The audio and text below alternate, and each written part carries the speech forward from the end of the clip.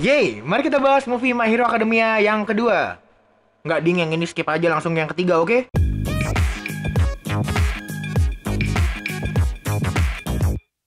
Hai Gamers, para Wibu Dinner, jumpa lagi bersama gue Asura dan kalian sedang nonton Wibu Lokal. Oke, setelah tahun lalu gagal nonton movie My Hero Academia yang kedua di bioskop kesayangan, gitu. Kesayangan. Tahun ini, movie ketiga gue nggak boleh lewat lagi. Oh iya, gue nontonnya di bioskop dengan protokol kesehatan yang berlaku. Gue harap kalian juga seperti itu, minimal pakai masker gitu ya. Lebih bagus lagi kalau kalian pakai masker Wibu Lokal. Nggak usah gitu, pakai masker bebas lah. Yaudah, tanpa berlama-lama basa-basinya gitu ya, kita langsung mulai aja reviewnya. Tentunya, video ini akan mengandung spoiler yang menceritakan sedikit plot di dalam movie-nya. Jadi ya, spoiler alert. Buat movie kali ini agak beda ya dari dua movie sebelumnya, dimana ini beneran misi pahlawan kelas dunia, dan Deku, Bakugo, sama Todoroki beneran di-invite buat ikut join di misi itu. Tentunya dengan bantuan Endeavor, karena cerita dalam movie kali ini ngambil setting waktu pas mereka bertiga lagi magang di kantor kepahlawanan hero nomor 1 yang baru, Endeavor. Kalau di anime ya di season 5, kalau di manga ya di chapter 250-an. Sekedar tambahan, Endeavor nggak cuman ngajak mereka karena mereka anak magang, tapi dites dulu layak apa enggak, dan itu ada di satu chapter khusus buat jembatan ceritanya ke movie. Cari aja di volume World Heroes. Plotnya sendiri nyeritain ada sekelompok teroris bernama Humanrise yang nganggep quirk itu sebuah penyakit yang menjangkit hampir seluruh manusia di bumi, dan berkeinginan untuk memusnahkan sekitar 80% umat manusia yang diindikasi memiliki quirk dengan sebuah bom yang bisa mempercepat mutasi quirk sehingga manusia dengan quirk bisa cepat dimusnahkan, dan nantinya akan menyisakan 20% umat manusia di seluruh dunia dengan keturunan murni tanpa quirk. Maka dibentuklah aliansi pahlawan dari seluruh dunia untuk menggagalkan rencana pemusnahan massal para manusia dengan quirk menggunakan bom buatan Humanrise yang telah tersebar di seluruh dunia. Ada yang di Amerika, Mesir, Jepang, Prancis, Singapura, dan khususnya setting utama dalam movie ini itu di Oteon, sebuah negara fiksi yang ada di Eropa. Nah, dalam misinya saat Deku, Bakugo, dan Todoroki belanja, mereka tiba-tiba dilibatkan dalam kasus perampokan yang ujung-ujungnya malah Deku dijebak dalam kasus pembunuhan massal yang menjadikan dia harus buron sembari mencari tahu kenapa bisa jadi gitu tuh. Dalam buronnya, Deku ditemenin seorang anak bernama Rody Soul, seorang anak muda yang ditinggalin bapaknya masuk ke organisasi Humanrise. Nah, selain dikejar-kejar polisi, Deku dan Rody juga dikejar oleh komplotan teroris yang pingin ngambil tas yang dibawa oleh Rody. Jadi sepenting apa sih tasnya tadi? Terus kenapa si Deku jadi dalam pembunuhan massal? Ideologinya Humanrise bener nggak sih kalau quirk itu penyakit? Terus bisa nggak ya mereka semua itu mecahin masalah dan intrik-intrik yang disembunyiin atau didalangin sama Humanrise sembari ngehentiin teror bom yang ngembayangin seluruh dunia dari pemusnahan pemilik quirk. Jadi manusia yang punya quirk bakal dihapus gitu secara massal. Ya semua ini bisa lo temuin jawabannya kalau lo nonton movie-nya. Dalam movie kali ini tentunya.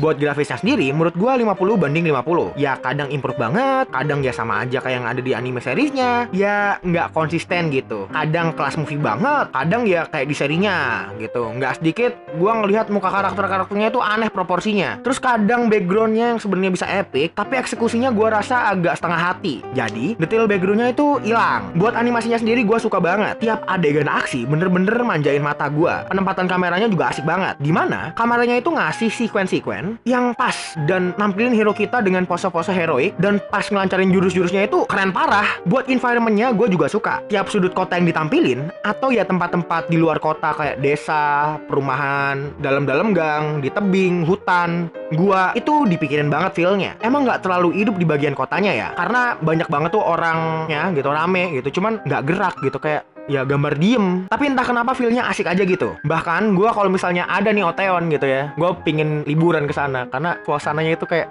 tenang gitu. Oh iya, yang nggak kalah penting di bagian special effect. Bisa gue pastiin dari awal sampai akhir film, lu bener-bener dimanjain sama efek-efek spesial yang disuguhin di movie anime kali ini. Dimana pas hero-hero kita ngelancarin jurus-jurus andalan mereka dan dikasih special effect itu bener-bener satisfying abis. Dan lu bakalnya setelah kalau ngadepin mata lama-lama. Bentar bro. Emang sedikit lebay gitu ya, tapi emang sebagus itu kok. Buat soundnya, ini gokil sih. Mungkin ini yang bikin environment-nya tadi tambah hidup ya. Semua volley terdengar detail dan satisfying. Di bagian sound effect, pas ngelancarin jurus sih, itu kayak asik banget gitu. Dan ambience-nya jadi hidup abis. Jadi, saran gue buat lu pada nih ya, pasang mata, pasang telinga, jangan sampai hilang fokus lama-lama. Terus buat jokes-nya, menurut gue ini bukan fokus utama, beneran tipis banget. Mungkin karena mau diarahin ke feel yang lebih serius kali ya. Karena suasana genting yang ngancem seluruh dunia. Kayak kurang etis gak sih? Kalau lu nyelesain masalah, tapi sambil ketawa ke TV gitu.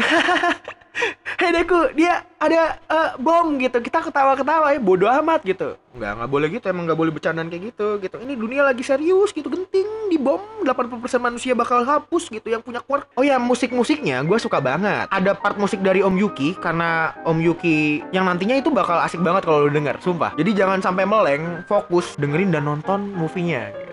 Fokus aja, asik-asik.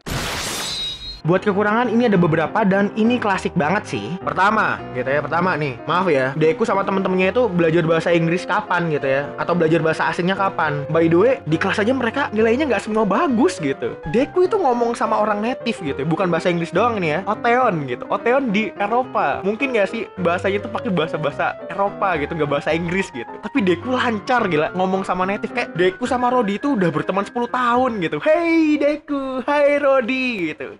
Wow, aneh gitu. Ini settingnya di luar negeri tapi semua orang kayak bisa bahasa Jepang.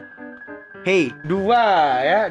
Gue mau tanya, itu kostum stealth-nya Deku, Todoroki sama Bakugo, kenapa tidak dipakai terus-terusan? Padahal di iklannya, di trailernya itu digunakan terus-terusan. Bahkan di komik volume World Hero tadi itu juga jadi itu Pak, jadi sampulnya gitu. Kenapa tidak dipakai terus-terusan gitu? Itu bagus padahal. Kenapa cuma dipakai di awal doang gitu? Kayak sayang banget. Tuh sama bedanya gue nonton serinya gitu, kalau kostumnya masih sama-sama aja. Padahal udah dibikin, kalau belum dibikin mah nggak apa-apa gitu. Ini udah dibikin gitu, dipakai cuma bentar. 3, grafisnya tuh kayak nggak konsisten. Gue kayak nonton series gitu, tapi maraton. Jadi kayak gue nonton series, maraton 4 episode. Nah jadi movie kan, 2 jam gitu, atau 5 episode lah. Jadi kayak sia-sia gitu kalau kayak gini mah.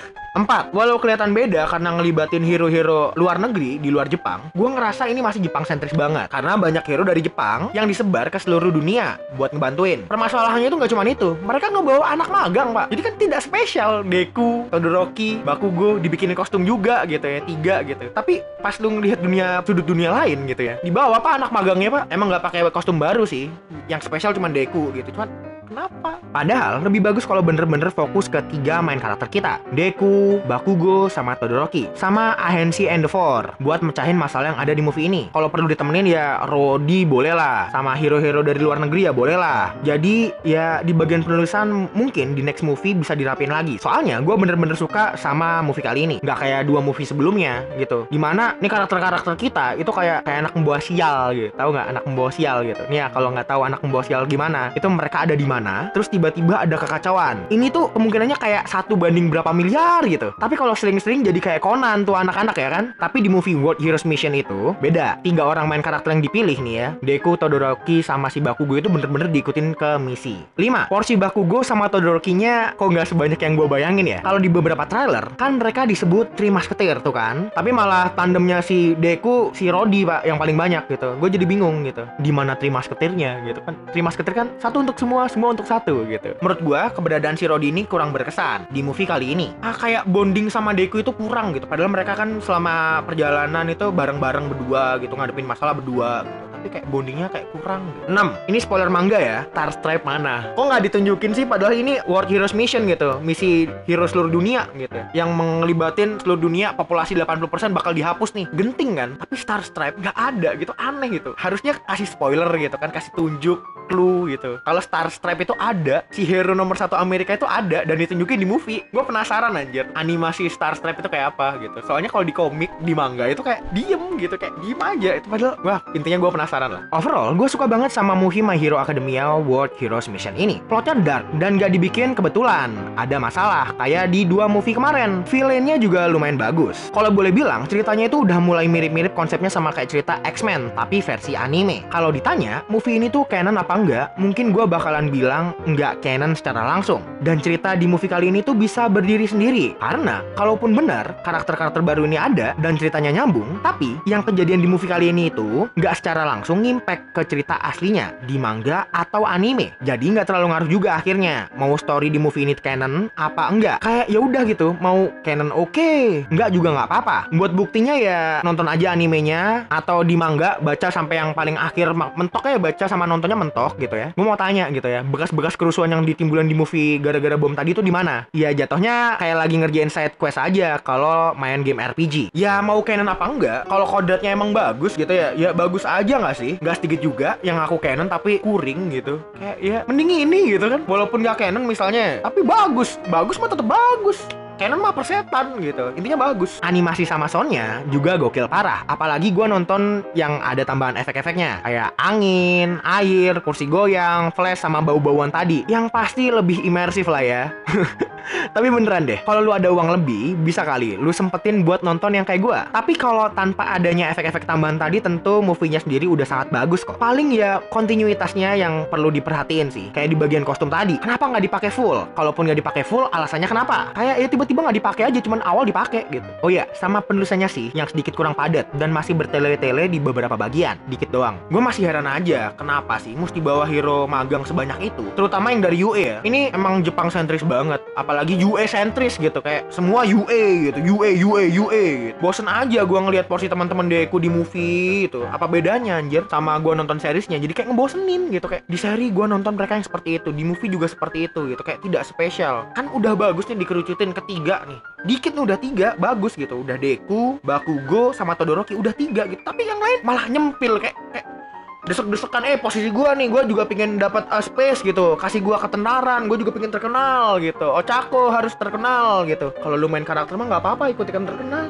Support anjir, support terkenal semua anjir. Ini ya intinya nggak spesial jadinya. Gue ngerasa nggak spesial aja kalau kayak gitu. Buat skor, gue bisa kasih nilai 8 dari 10 karena gue masih ngelihat banyak yang bagus daripada kekurangannya. Tapi kurangnya di movie ini tuh kayak klasik gitu, kayak standar, diulang-ulang mulu gitu. Kayak why semua orang di movie ini tuh bisa bahasa asing, atau kebalik malah semua orang di seluruh dunia tuh bisa bahasa Jepang. Why? Gue sampai malas gitu, kenapa ini diulang terus-terusan kesalahan yang sama gitu. Kayak logatnya lah minimal gitu, logat gitu. Kayak ini logatnya aksen Jepang gitu.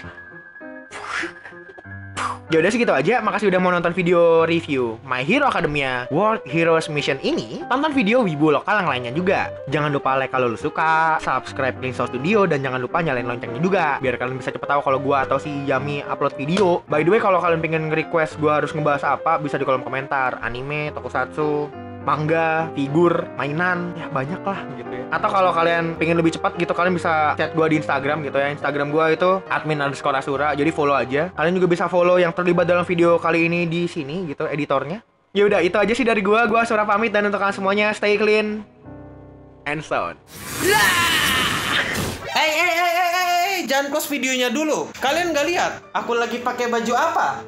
Wibu Rokaru. Iya, ini adalah merch official Wibu lokal dari Clinsor Studio. Oh, kalian gak suka sama warna yang ini karena kalian wibu dan selalu ingin berbeda? Tenang, aku punya solusinya. Dan tada, versi lain dari baju Wibu Rokaru. Sama kerennya, sama wibunya, dan ya sama harganya. Jangan ngaku wibu lokal kalau kalian belum pakai baju Wibu Rokaru. Apalagi bentar lagi bakal banyak event di Jepangan. Mana baju wibu lokal kalian? Kalau kalian mau baju wibu lokal, buruan ketik di browsermu bit.ly/tokocs atau klik linknya di deskripsi di bawah. Iya, buruan beli karena stoknya terbatas, dan buruan beli karena aku juga butuh makan. Dan sekali lagi, bit.ly/tokocs. Di bit.ly/tokocs isinya bukan cuma baju Wibu Rokaru, ada juga masker wibu lokal dan masker clean sound serta merch clean sound lainnya. Ayo buruan ke bit.ly/tokocs dan dapatkan baju wibu lokalmu sekarang.